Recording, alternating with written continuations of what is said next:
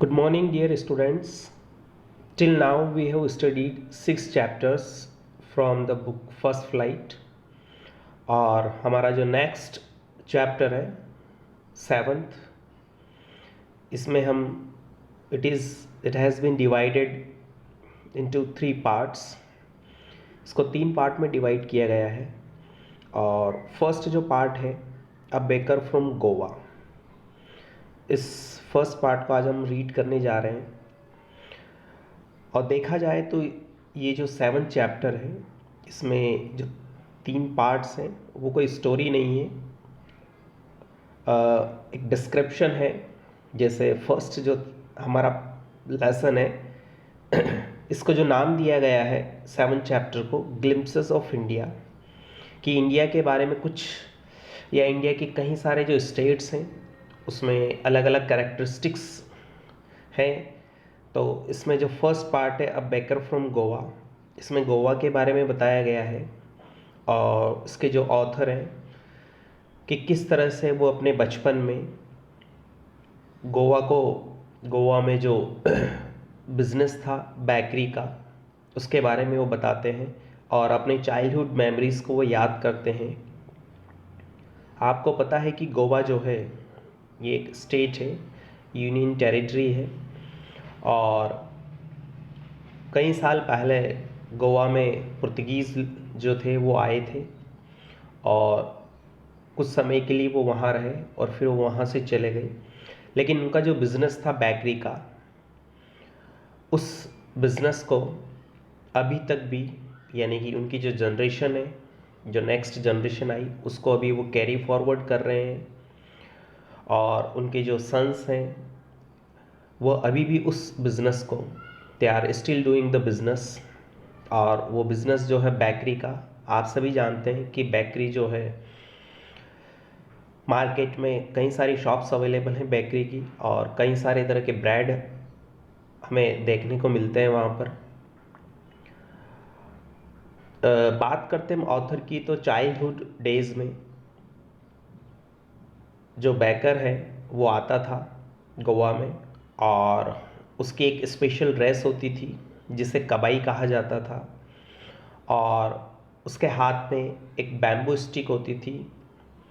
और bamboo stick से जब वो उसको एक तरह से ग्राउंड पर रखता था तो एक प्रकार की थर्ड या वॉइस आती थी, जिसको सुन करके सारे जो बच्चे हैं, स्पेशली जो ऑथर है, वो उठ जाया करता था और दौड़ करके जो कबाई जो था, यानी कि हम कह सकते हैं कि उसकी जो ड्रेस को यहाँ पर कबाई कहा गया है, तो वो जो बेकर है उसके पास आते थे। और स्पेशली क्या लेने के लिए, ब्रेड बैंगल्स का ही एक प्रकार है, यानी कि ब्रेड का एक प्रकार है जिसे ब्रेड बैंगल्स कहा गया है, जो छोटे बच्चों को बहुत ज़्यादा प्यारा होता था, और बड़ों के लिए ब्रेड लॉव्स।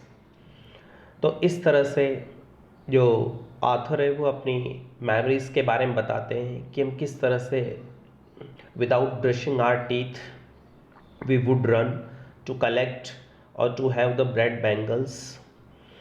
तो यहाँ पर इस चैप्टर में बेसिकली गोवा के जो लोग हैं अभी भी उस प्रोफेशन को, बेकरी का जो काम उसको अपनाए हुए हैं। और ये जो बिज़नेस है ये पुर्तगीज़ के समय, जब यहाँ पर पुर्तगीज़ आए थे, उसी समय से ये चला आ रहा है। हालांकि वो लोग तो अब यहाँ से चले गए, लेकिन उनके जो नेक्स्ट जो जनरेशन आई, या हम कह सकते हैं कि फादर्स, उसके बाद सन्स, वो अभी भी उस बिज़नेस को, बेकरी के काम को कैरी फॉरवर्ड किए हुए हैं। अभी भी गोवा में बेकरी का जो बिज़नेस है वो चल रहा है, और ऑथर इसी के बारे में बात करते हैं। आइए इस चैप्टर को हम रीड करते हैं।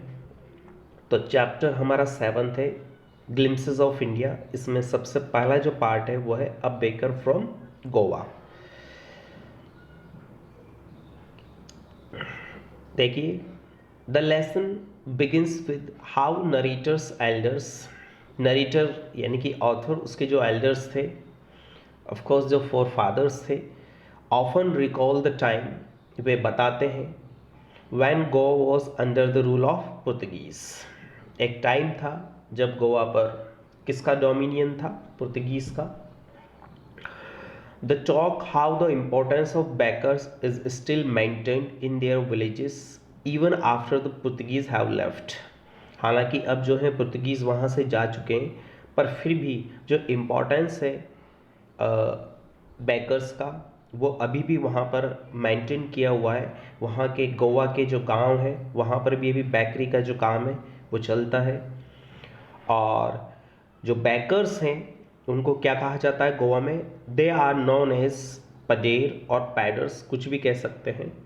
तो दे आर नोन एज पडेर्स और पैडर्स इन गोवा। गोवा में इनको जो बेकरी का जो काम करते हैं, ये स्पेशली जो बेकरी वाले हैं, जो बेकर्स हैं, उनको गोवा में पजेर के नाम से जाना जाता है। The mixers, moulders and their time tested furnaces continue serve the people of Goa with their famous bread loaves. ये सारे जो हैं इंस्ट्रूमेंट्स हैं, एक तरह से हम कह सकते हैं मिक्सर्स। आप सभी जानते हैं मिक्सर, मोल्डर्स एक सांचा जिसमें ब्रेड, कई तरह के different type of breads are made, वो बनाए जाते हैं। फर्नेसेस जो आग, जो भट्टियाँ होती हैं, तो वो अभी भी देखी जा सकती है वहाँ पर। और फेमस जो ब्रेड लव्स हैं उनको किस तरह से बनाया जाता है वहाँ के लोगों के द्वारा। It is possible that the original ones may not exist. हालांकि जो जिन्होंने इस काम को, या जहाँ से ये ओरिजिन हुआ था, यानी कि पुर्तगीज़ इस चीज़ को लेकर आए थे, इस बिज़नेस को, हालांकि अब वो नहीं रहे, एग्जिस्ट नहीं करते हैं, but their profession is being continued by their sons. लेकिन उनके जो आने वाली जो पीढ़ी थी, जो न्यू जनरेशन थी, उनके बेटे जो थे अभी भी उस प्रोफेशन को लिए हुए हैं।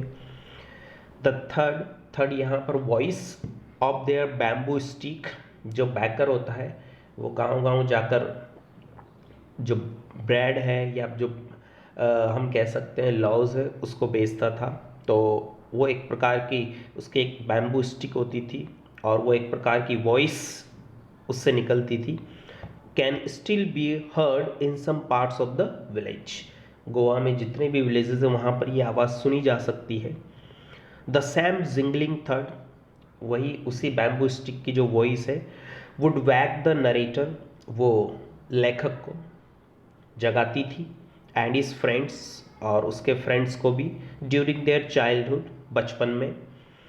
और who would go running to him, और वह लोग मॉर्निंग में जब उस जिंगलिंग थर्ड या उस बैकर की जो आवाज़ सुनते थे और उसकी आवाज़ को सुन करके वे उठ जाते थे।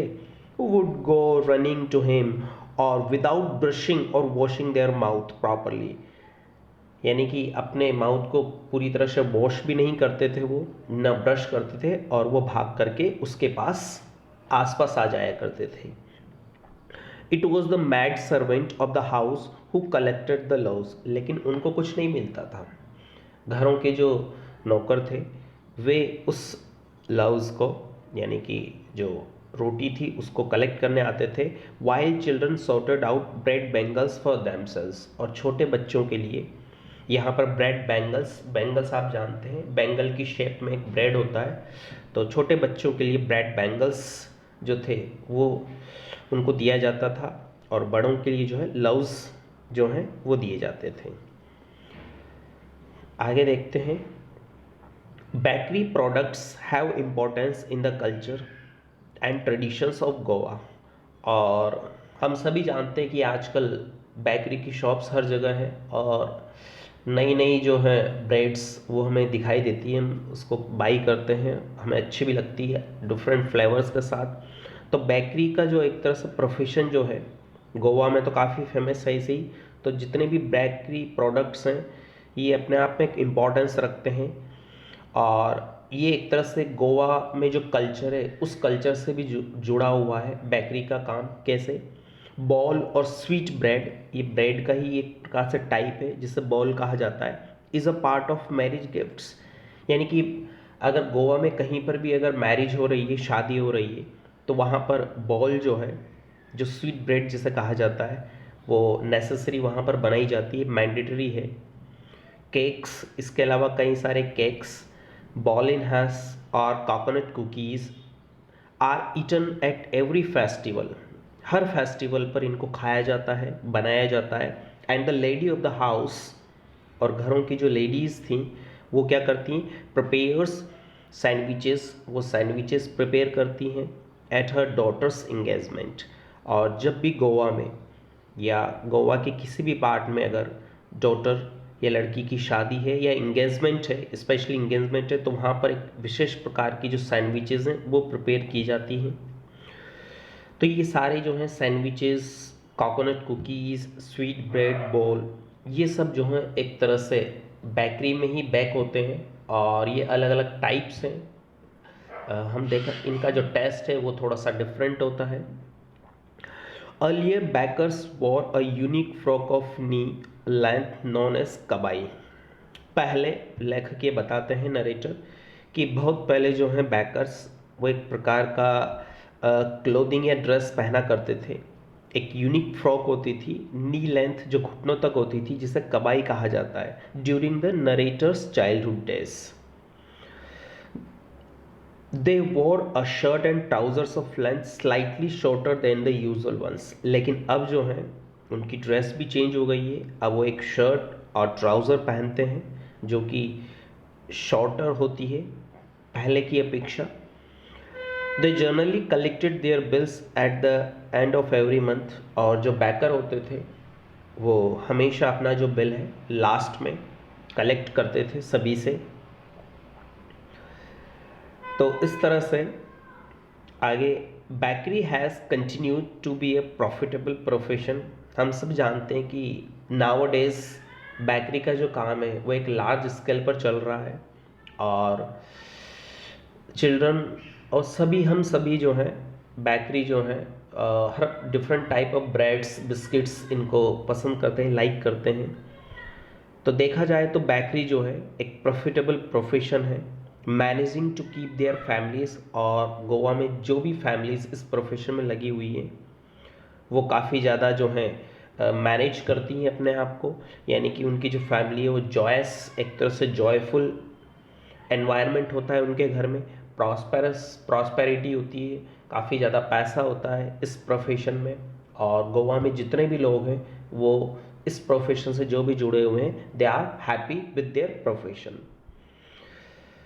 सो डियर स्टूडेंट्स, ये हमारा जो 7th चैप्टर था ग्लिम्पसेस ऑफ इंडिया, इसका फर्स्ट पार्ट हमने देखा, अ बेकर फ्रॉम गोवा।